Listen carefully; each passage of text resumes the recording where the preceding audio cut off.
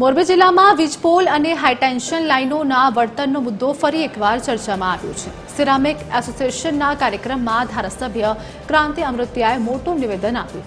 તેમણે સ્પષ્ટ શબ્દોમાં જણાવ્યું હતું કે તેમણે સ્પષ્ટ શબ્દોમાં કહ્યું, સરકાર કે કોઈ કંપની ખેડૂતોની જમીન છીનવીને ક્યાંય લઈ જવાની નથી। જમીન હંમેશા ખેડૂતોની જ રહેશે।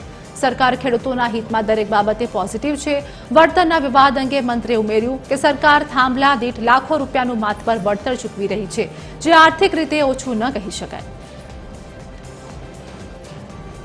ટેકનોલોજી પ્રમાણે મોરબી એક આખું એમ મેં સાહેબને હમણાં કીધું ને કે ભાઈ ભણતર સાથે ગણતર જોઈએ।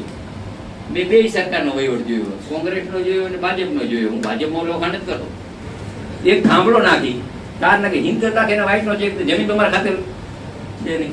એટલે કહેવાનો અર્થ એ કે સરકાર બહુ પોઝિટિવ બધી બાબત, એમાં અમે પોઝિટિવ।